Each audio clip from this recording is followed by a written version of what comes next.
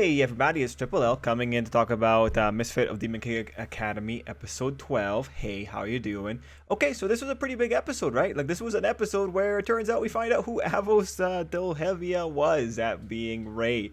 So before we get into the episode proper, what I want to say first is that Misfit of Demon King Academy for me has been really great in terms of keeping me on my toes. If you were watching the live impressions, on the other channel before the other channel got struck down by Sony in a blaze of fire. You would have noticed that a lot of times I wasn't sure what was going on. A lot of times I couldn't get my predictions right for the series. The series is really good at subverting my expectations.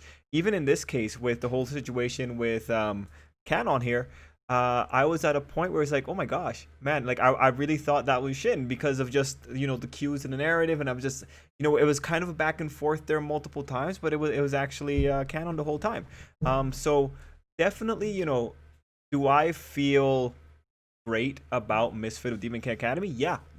Again, Misfit of Demon King Academy has been one where I think some mistakes are actually just bad writing when it's more of just some clever subterfuge from the author. The author had a plan. It's just honestly the anime is what screws it up, because what ends up happening with Misfit of Demon King Academy specifically, and I talked to Xspeed, a commenter, about this one time, but Misfit of Demon King Academy sometimes relies on Anos being a little bit of an unreliable narrator. It's a little bit harder how this ends up happening, but the way it works is that in the web novel you have quite a bit more of Anos's inner thoughts. So because Anos is essentially an authority within the world, and viewers are told that he is an authority in the real world, since we're told he's an authority, we are biased to listen to Anos. So what ends up happening is that if Anos says something about a particular situation and he hand waves a particular situation, readers are more likely to follow along with Anos. Like, the story itself is framed by what Anos thinks is possible. So if something that's not possible happens, that's how the story creates a surprise. It creates a surprise by specifically making viewers believe that Anos is correct at all times, because a good chunk of times he is correct. But there are times where he's not correct. Examples would be just when he thought that he was actually destroying people's origins, and it turns out there was a mechanism that he did not know. It was a mechanism that he was not aware of. Specifically, Anos gets in trouble when there's things he's not aware of. Now, the reason I'm talking about this is because of the situation with Ray and how this ties into just the anime being the thing that really botches the story. The novel requires very specific little details, like thrown into the middle of a paragraph. Those specific little details are the ones that flesh out the weird parts of the anime, or the parts of the anime that are a little bit lackluster. So the way that the writer goes about putting in those little details is actually really clever. This is one of the better parts of the writer's writing style. They shove little details in there in between two other big paragraphs, so that you don't think that that particular detail is important. And then they can come back and revisit that particular detail and have Anos say that he was, in a sense, incorrect with what he was assuming. Now, you might be asking, where exactly does that mechanism happen here? Well, the mechanism here occurs specifically when Anos is talking about how he knew Ray was Avos at the end there. In the anime, they bring up the point of it being all about the necklace. What they omitted was Anos's own inner thoughts, inner monologue on his doubts about what he was thinking. There was a part in the novel where Anos specifically went that he didn't. In the previous episode, you would have seen a moment where Anos had seen Misha and Ray, and him Ray getting Misha a little necklace, and him undoing it and putting it around Misa.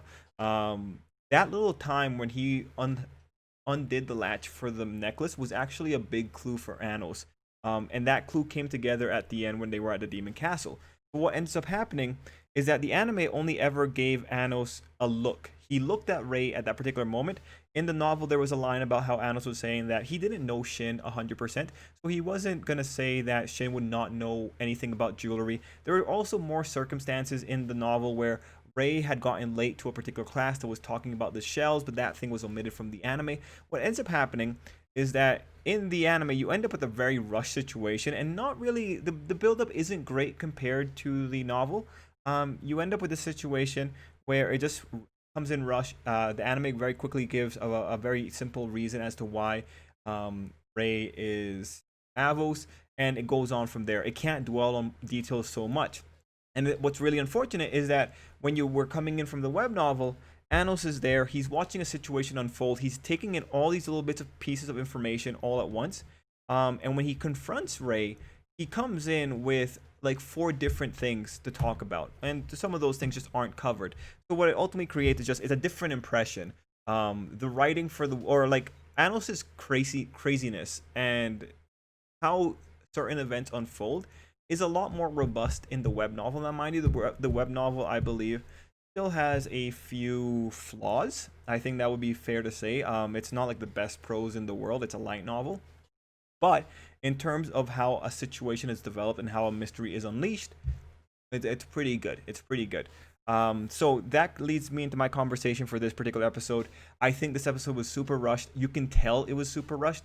The moment that you have multiple transitions happening, like man, we skipped a few days. We then had this whole situation of going from night to morning. There were a lot of transitions. A lot of things were dropped out. For instance, did you know that Anos and I think Misha and Sasha, I believe. I think the three of them were actually watching Ray's little proposal there to Misa at the end. And also that whole relationship, I love it. I think it's funny that the author was really concerned about NTR being brought up, but I love it. I think that was really cute. I think that was really adorable. Of course, it was better in the web novel because the anime is rushing everything, but it was adorable. Honestly, even if I had not read the web novel and I'm coming into this thing right here, I would tell you, man, this is still super rushed. It's unfortunate because we aren't dwelling on a lot of different problems. Like, aren't you curious what happened to the students when that guy was giving out his giant speech about how the demon kind have to be destroyed? What exactly happened there?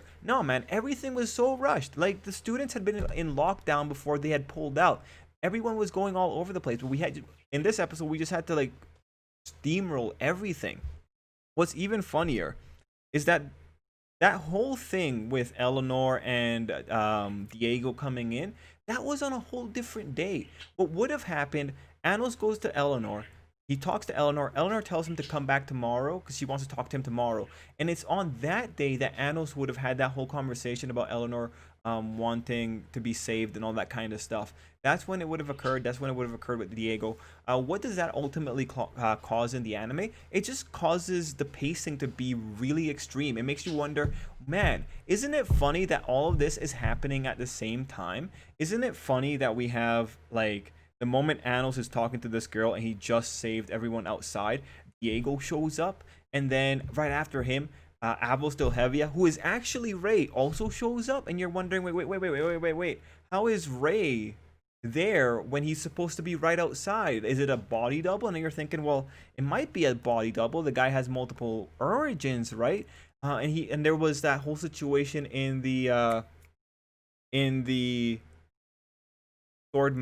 magic sword arc where there was an Avos standing there. You know what's going on in that particular situation? And well, you would think, oh, you know, must be body double. It must be okay. But no. The anime actually does screw something up by making all those events happen at one go. The way that the anime was able to fix the problems or cover up the problems that would have occurred from making all these events happen at the same time was by doing that little trick where they did like a few days later. That was how they get away with that particular thing. But it's actually really interesting when you see how they compressed everything and just how breakneck all these events were occurring, or the breakneck pace that all these events were occurring. Very interesting when you look at just the art of adapting something, because at the end of the day here, and the anime is probably hoping that we're not going to notice, but there's a definite problem with having Ray show up so quickly when they are in the room with Evan Moss. One of the worst things here is that a lot of the buildup was destroyed, which really ruins the overall product. And again, if we're talking about between the two series, you know, if we were reading the exact events of this anime episode in novel form, this is insanely weak. This would not be good in any which way whatsoever. This would be weaker than the Misfit of Demon King Academy web novel, which is already saying a lot in terms of sophistication of the prose. Um, Now, mind you, I do want to say there are parts that were exactly, especially with the reveal of Rey at the end, the speed with which that happened, there was an equivalent pacing for that part in the novel. That made sense because it was a hectic situation where Anos is like putting all the things together immediately. You want that kind of stuff to be really, really fast. But it's just really interesting. That's the big thing that we take away from episode 12. It is a really fast-paced episode that's just brisking. It's just brisky. It's brisk. Sorry, words. It's brisk. It's just skimming on the surface of all the other little things that were going on underneath in the episode. Very interesting to see, but yeah, in terms of like a viewing experience, I even without reading the web novel, I would have been here and I would have been telling you like, nah, man, this is like so rushed. This is ridiculously rushed. For instance, we don't really have a moment of Sasha and Misha really coming together and having a good long talk with Anos, and it's like, well, they're pretty important. I would like to have a good long talk with Anos. Now, they also haven't covered Canon's reasoning for why he's doing what he's doing. Honestly, that's going to be a problem because the rate that this is going, they're not going to be able to cover all of it in the next episode. So we can't really bring up the problems without going into the next episode because we don't know what they're going to say.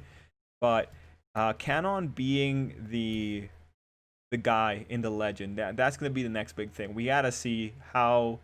Like the big questions are like, how involved was he? How did he pull all this off? Right? That's the big question.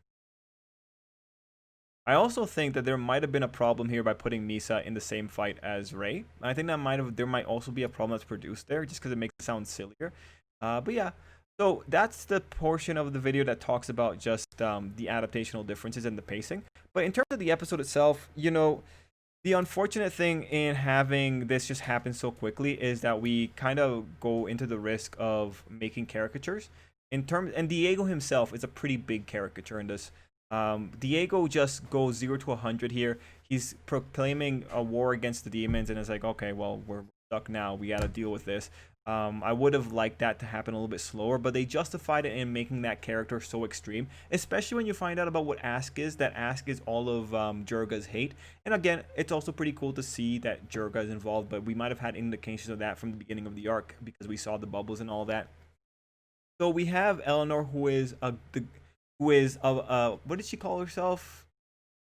A burnout? Nah, like a mistake. She's not what they wanted. She's not the design they wanted. They wanted her to be hateful, but she's a nice person. She feels bad for all the Zeshias. So we have her. We have the explanation for Jurga and the hate. That was pretty good. It justifies everything. Again, the problem here, in terms of if we're looking at the quality of writing, the problem here is that when you reduce someone to just hatred, it makes for a really convenient villain, but it's like it's not the most compelling thing to read. Now, mind you, I think the Jurga in the web novel has a little bit more. He does feel a little bit more worthwhile. So as long as they don't just steamroll him and take out the little wrinkles that he has, I think it'll be fine. But we're at the end. They're gonna rush simplifying a villain. Usually it's what happens. In terms of Eleanor's plight, I did think it was really funny that Eleanor is saying like the Zeshias must hate me, and then all of a sudden they all start talking. That was really funny. I did enjoy seeing that. It was an interesting little relationship. There's also very interesting talk when it comes to Eleanor. If we talk about what Eleanor is, she's living magic. We look at that.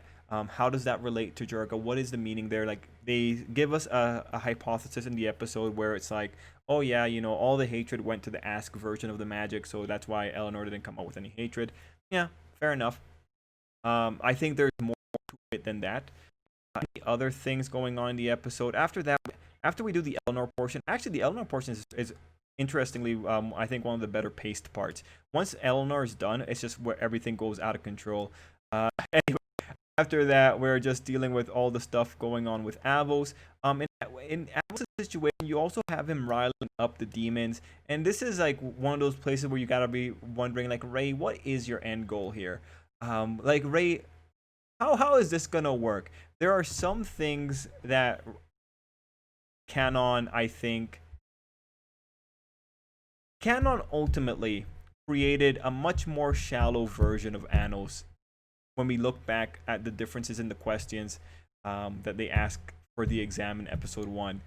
Canon created a very different version of Anos, and it created a relatively imperfect demon society. Now, one thing that you don't know because you're watching the anime is that in the web novel, Anos has a few moments where he's preaching demon superiority. He's establishing that the demons in some ways are better than the humans, and like the demons in some ways are more pure than the humans. Now, the reason that I bring this part up is just because like those factors that he's talking about, and then you have to also keep in mind the way that the demons grew with their royalty versus hybrid status. It's pretty shaky. It's pretty shaky.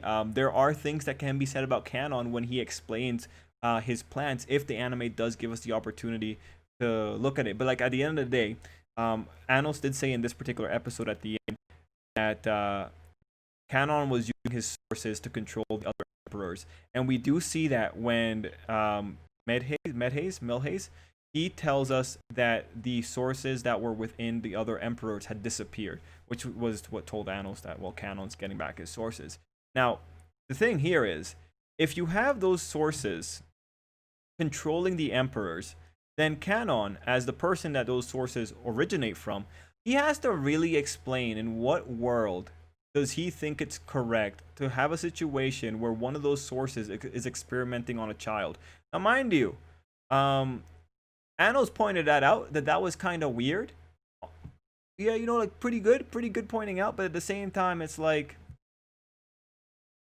I don't think Canon's a very good long distance thinker. So we'll have to see how the anime wants to justify this. There might be some different wrinkles going on. But just from this very get-go, like with the information present in the episode, knowing that those origins were inside of the emperors controlling them, yeah, like Canon, you screwed up with the formation of the society. You made the society worse if you were involved in this. Actually, no, you were involved in these particular situations because the emperors have been controlled for a very long time. So yeah, overall, pacing, not great, pretty botched. They just had to get to the end where we have a work on the horizon. The Canon reveal, I think, good enough. They could have been built up more, but what can you really do? It's the nature of the beast when it comes to these kind of adaptations. They did enough to justify what they were doing. But yeah, this is a very interesting situation. This is a situation where you can argue the web novel is also rushed, and then you come into the anime, and the anime is even more rushed. Very interesting situation overall. It's also funny how the demon emperors just don't get any more time, really. Like all three of them just showed up, so they have cool designs, but that's about what we got. Anyway, guys, overall, I'm pretty excited for next week. I think it's going to be really cool.